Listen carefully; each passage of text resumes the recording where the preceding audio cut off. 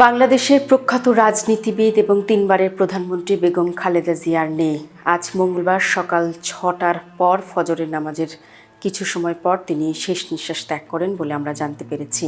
এবং তিনি যখন শেষ নিঃশ্বাস ত্যাগ করেন সে সময় তার পাশে ছিলেন তার বড় ছেলে বিএনপির ভারপ্রাপ্ত চেয়ারম্যান তারেক রহমান। আপনাদের জানিয়ে রাখি যে খালেদা জিয়া কিন্তু দীর্ঘদিন ধরেই বার্ধক্যজনিত নানা রকম রোগে আক্রান্ত ছিলেন। এর মধ্যে ফুসফুস, হৃদযন্ত্রের গুরুতর সংক্রমণ তো ছিলই, নিউমোনিয়া আক্রান্ত ছিলেন এবং তার কিডনি, লিভার এবং ডায়াবেটিক্সের মতো পুরনো জটিল রোগে তিনি ভুগছিলেন। এবং সবশেষ যদি একটু আমরা আপনাদের তথ্য জানিয়ে দিই, গত 23 নভেম্বর রাতে কিন্তু তাকে হাসপাতালে ভর্তি করা হয়েছিল এবং দেশি বিদেশি বিশেষজ্ঞ সমন্বয়ে গঠিত মেডিকেল বোর্ডের তত্ত্বাবধানে কিন্তু তিনি চিকিৎসাধীন ছিলেন। এই প্রধানমন্ত্রী, তিনি সাবেক প্রধানমন্ত্রী ছিলেন, তিনি তিনবারের প্রধানমন্ত্রী ছিলেন। এবং আপনাদের জানিয়ে রাখি যে সাবেক প্রধানমন্ত্রীর মৃত্যুতে আগামীকাল বুধবার সাধারণ ছুটি ঘোষণা করা হয়েছে, রাষ্ট্রীয় শোক চলবে, কিন্তু বিএনপির পক্ষ থেকে আগামী 7 দিন নানা রকম শোক কর্মসূচি পালন করা হবে। এবং একটি বিষয় না বললেই নয়, বেগম খালেদা জিয়া কিন্তু একজন আপোষহীন নেত্রী ছিলেন, তিনি সবার নেত্রী। এবং তার এই যে চলে যাওয়া, সেটি কিন্তু বাংলাদেশের রাজনৈতিক অঙ্গনে কিন্তু একটি অপূরণীয় ক্ষতি হলো। আর সবচেয়ে বড় কথা হলো, বাংলাদেশ এই মুহূর্তে একটি রাজনৈতিক ক্রান্তিকাল চলছে। এই সময় তার মতো একজন ক্যারিসমেটিক নেতৃত্ব খুব প্রয়োজন ছিল, কিন্তু শেষ পর্যন্ত তিনি আর আমাদের মাঝে রইলেন না, তিনি না ফেরার দেশে চলে গেলেন। এই যে খালেদা জিয়ার যে মৃত্যু, আপনারা জেনে থাকবেন, এরই মধ্যে বিভিন্ন দেশের সরকার রাষ্ট্রপ্রধানরা শোকবার্তা পাঠিয়েছেন। ভারতের প্রধানমন্ত্রী নরেন্দ্র মোদী শোকবার্তা পাঠিয়েছেন। বাংলাদেশ সরকারের অন্তর্বর্তী সরকারের যে প্রধান ডক্টর মোহাম্মদ ইউনূস, তিনি শোকবার্তা পাঠিয়েছেন। বাংলাদেশে একজন অভিভাবক হারালো, সেটি তার কথায় স্পষ্ট হয়েছে। কিন্তু এই যে খালেদা জিয়ার যে রাজনৈতিক উত্থান, সেটি কিন্তু খুব একটা সহজ ছিল না। আপনারা নিশ্চয়ই জানেন যে 1981 সালের 30 মে যখন রাষ্ট্রপতি জিয়াউর রহমানকে হত্যা করা হয়, খালেদা জিয়া কিন্তু একেবারেই একজন নিতান্ত গৃহবধূ ছিলেন। এবং সেই সময় কিন্তু তার 2 ছেলে, আমরা তারেক রহমান এবং আরাফাত রহমানকে নিয়ে সেনানিবাসে কিন্তু একেবারেই তিনি সাধারণ জীবন যাপন করতেন। এবং সে সময় কিন্তু তার রাজনীতি, নেতৃত্ব, ক্ষমতা এসব কোনো কিছুর প্রতি কিন্তু তার কোনো আগ্রহ ছিল না। কিন্তু ভাগ্য তাকে বাংলাদেশের রাজনীতিতে নিয়ে এসেছে এবং তিনি বাংলাদেশের অন্যতম একজন জনপ্রিয় প্রধানমন্ত্রী ছিলেন। এবং সেভাবেই নিজের নেতৃত্বে বাংলাদেশের আপামর জনসাধারণের দেশনেত্রী হয়ে উঠেছিলেন। তো তিনি কিভাবে একজন সাধারণ গৃহবধূ থেকে এই জায়গায় আসলেন? আপনারা নিশ্চয়ই জানেন যে যখন সামরিক অভ্যুত্থান হয়, চেয়ারম্যান মানে বিএনপি তো একটি বর্ষিয়ান একটি দল ছিল এবং শহীদ প্রেসিডেন্ট জিয়াউর রহমানের হাতে গড়া একটি দল। এবং যখন সামরিক অভ্যুত্থান হয় 1982 সালে 3 জানুয়ারি, তিনি কিন্তু প্রথম একজন রাজনৈতিক কর্মী হিসেবে তিনি আত্মপ্রকাশ ঘটে। এবং তিনি কিন্তু ওই বছরই প্রথম বিএনপির একজন প্রাথমিক সদস্যপদ লাভ করেন। এবং আমরা যে কথা বলছিলাম, উনি সেই বছরই 1982 সালের 7 নভেম্বর প্রথম কিন্তু তিনি রাজনৈতিক বক্তব্য দেন।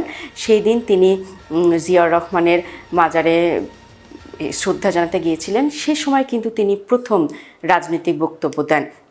এবং তিনি কিন্তু এই যে যখন রাজনীতিতে প্রবেশ করলেন, তার বক্তৃতার যে ক্যারিসমেটিক, তার যে বক্তৃতায় যে রাজনীতিতে তিনি যে বড় কিছু হবেন, তার হাতে যে বাংলাদেশের নেতৃত্ব একসময় যাবে, তার বক্তৃতার মাধ্যমে সেটি কিন্তু স্পষ্ট উঠে। তিনি দলমত নির্বিশেষে সবাইকে দেশের প্রতি যে অবিচল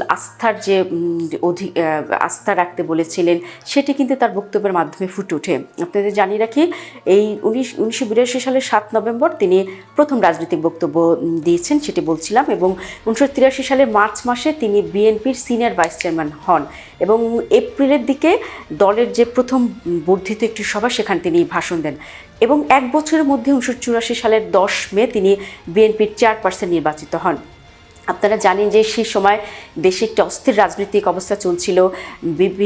বিএনপির বিভিন্ন জ্যেষ্ঠ নেতাদের বক্তব্যে, বিভিন্ন লেখা বইয়ে পাওয়া যায় যে এই পদে তাকে দেখতে কিন্তু কেউই চাননি না, সামরিক বা গোয়েন্দা কেউই না। কিন্তু শেষ পর্যন্ত বিএনপি নেতাকর্মীদের চাপ, তাদের অনুপ্রেরণায় তিনি কিন্তু এই বিএনপির শেষ পর্যন্ত দায়িত্ব নেন। এবং আপনারা জানেন যে স্বৈরশাসক বিরোধী সংগ্রাম ও রাষ্ট্র ক্ষমতায় তিনি যখন ছিলেন এরশাদ, সে সময় কিন্তু খালেদা জিয়া নানা রকম এরশাদ বিরোধী আন্দোলনে সক্রিয় হয়ে ওঠেন এবং সামরিক স্বৈরশাসনের বিরুদ্ধে তার যে আপসহীন নেতৃত্ব, তখন কিন্তু তিনি দেশজুড়ে ব্যাপক জনপ্রিয়তা লাভ করেন।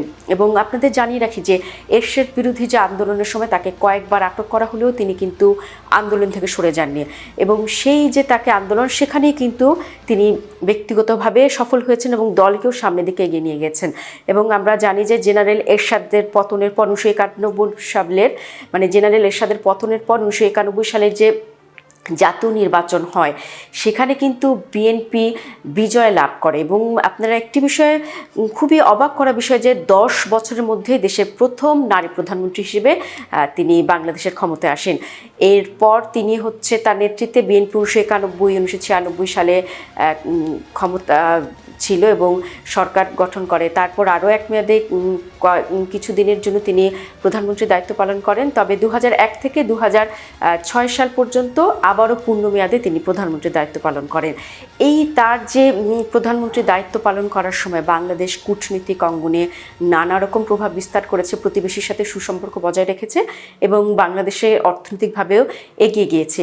কিন্তু তার জীবনের শেষটা আমরা দেখেছি বিগত আওয়ামী লীগ সরকারের আমলে কিন্তু তিনি মামলায় জর্জরিত ছিলেন এবং রাজনৈতিক জীবনে তিনি শেষ পর্যন্ত কিন্তু হার মানেননি। তার একটি সবচেয়ে বড় গুণ হচ্ছে তিনি কারোর সাথে আপোষ করেননি, তিনি হার মানেননি। এবং আমরা দেখেছি 1/11-এর সময় যখন খালেদা জিয়াকে কারাগারে নিয়ে যাওয়া হয়, তার বড় ছেলে তারেক রহমান চিকিৎসার জন্য লন্ডনে চলে যান, তার ছোট ছেলে কেউ তার সাথে কারাগার যেতে হয়। পরে অবশ্য আরাফাত রহমান কোকুকে ছেড়ে দেওয়া হয়েছে, কিন্তু তিনি কিন্তু কারোর সাথে আপোষ করেননি। তিনি সব কিছুতেই একটি কথা ছিল, এটা তার দেশ, তিনি দেশ ছেড়ে কোথাও যেতে চাননি। এবং কিন্তু তার যে এই যে আপোষহীনতার যে একটি তার যে গুণ, এটি কিন্তু জনগণের কাছে তাকে অন্যরকমভাবে পরিচিত করেছে। এবং আপনারা জানেন যে 1991 সাল থেকে শুরু করে বাংলাদেশে এখন পর্যন্ত যতগুলো নির্বাচন হয়েছে তিনি অংশ নিয়েছেন, সবগুলিতে তিনি কিন্তু জয়ী হয়েছেন। এবং 2001 সালে যখন পুনরায় ক্ষমতায় আসেন, তখন বেশ কিছু সমালোচনা হয়েছে, তারপরেও কিন্তু তিনি সফল ছিলেন। তবে 2008 সালে নির্বাচনে বিএনপি প্রত্যাশা অনুযায়ী যে ভালো ফলাফল সেটি করতে পারেনি এবং রাজনৈতিকভাবে কিন্তু অনেকটা কোণঠাসা হয়ে পড়ে। এবং 2014 সালে আপনারা জানেন যে 5 জানুয়ারি নির্বাচন বর্জন করা হয়, সে সময় তিনি অংশগ্রহণ করেননি এবং তার বিরুদ্ধে কিন্তু আওয়ামী লীগ সরকারের আমলে বেশ কিছু দুর্নীতির মামলা ছিল এবং শেষ জীবনে কিন্তু এটি তার সবচেয়ে বড় চ্যালেঞ্জ হয়ে দাঁড়িয়েছিল। এবং দুর্নীতির মামলায় কিন্তু তিনি দণ্ডিত হওয়ার কারণে 2018 সাল যে নির্বাচন, সেখানে অংশ নিতে পারেননি এবং 2018 সাল থেকে তিনি কারাবন্দী হন। এবং পরবর্তীতে হচ্ছে নির্বাহী আদেশে কারাগারের বাইরে থাকলেও কিন্তু নানা রকম বিধিনিষেধ আরোপ করেছিল আওয়ামী লীগ সরকার, সে কারণে তিনি বিদেশেও যেতে পারেননি চিকিৎসার জন্য এবং হচ্ছে নানা রকম নিয়মের বেড়াজালে তাকে আটকে ফেলে সরকার। কিন্তু তিনি তার আস্থা অবিচল ছিলেন, তার জনগণের প্রতি যে অবিচল আস্থা ছিল, যে ভালোবাসা ছিল, সেটি কিন্তু তিনি ধরে রেখেছিলেন। অবশেষে সেই কাঙ্ক্ষিত দিন আসে, গণ অভ্যুত্থানে 2024 সালে 5 আগস্ট আওয়ামী লীগ সরকারের পতনের পর নির্বাহী আদেশে কিন্তু খালেদা জিয়ার সাজা মওকুফ করা হয় এবং তিনি 7 আগস্ট মুক্তি পান। এবং 7 আগস্ট মুক্তি পাওয়ার পরে তিনি তার প্রতি যে মানুষের যে তিনি যে একসময় সফল প্রধানমন্ত্রী ছিলেন, তার প্রতি মানুষের যে ভালোবাসা, সেটি আবারও বহিঃপ্রকাশ ঘটে। তিনি আস্তে আস্তে চিকিৎসা নিচ্ছিলেন এবং আপনারা জানেন যে এবছর জানুয়ারি মাসে তিনি লন্ডনে দীর্ঘ সময় চিকিৎসা নিয়ে আবারও দেশে ফেরেন। কিন্তু হঠাৎ করে তিনি অসুস্থ হয়ে যান এবং চিকিৎসাধীন অবস্থায় শেষ পর্যন্ত তিনি শেষ নিঃশ্বাস ত্যাগ করেন। এই যে বাংলাদেশের রাজনীতিতে এমন একজন ক্যারিশম্যাটিক নেতৃত্ব আসলে আর খুঁজে পাওয়া বিরল বলবো। এবং আপনারা জানেন যে শুধু বাংলাদেশ নয়, দক্ষিণ এশিয়ার রাজনীতিতে নারী নেতৃত্বের কথা আসলে কিন্তু বেগম খালেদা জিয়ার নাম প্রথম সারিতে আসে। আমরা যদি ইন্দিরা গান্ধী বলেন, বেনজির ভুট্টো বলেন, তাদের পাশাপাশি দক্ষিণ এশিয়ার রাজনীতিতে তিনি অন্যতম একজন সফল প্রধানমন্ত্রী বেগম খালেদা জিয়া। এবং তার দেশের প্রতি যে অবদান, দেশের প্রতি যে ভালোবাসা, তিনি কিন্তু তা দেখিয়েছেন। এবং সবসময় বলা হয় যে একজন সাধারণ গৃহবধূ ছিলেন, সেখান থেকে তিনি ক্ষমতার চূড়ায় উঠেছিলেন এবং দেশকে নেতৃত্ব দিয়েছিলেন। নিজের নেতৃত্বের গুণে তিনি কিন্তু সবার মাঝে সবসময় বেঁচে থাকবেন। এই যে বলা হয় মহাকালের মহাপ্রয়াণ, এগুলো কিন্তু ভোলার নয়। দিন শেষে মানুষ তার যে অবদান দেশের জন্য যে ভালোবাসা, সেটা অবশ্যই মনে রাখবেন।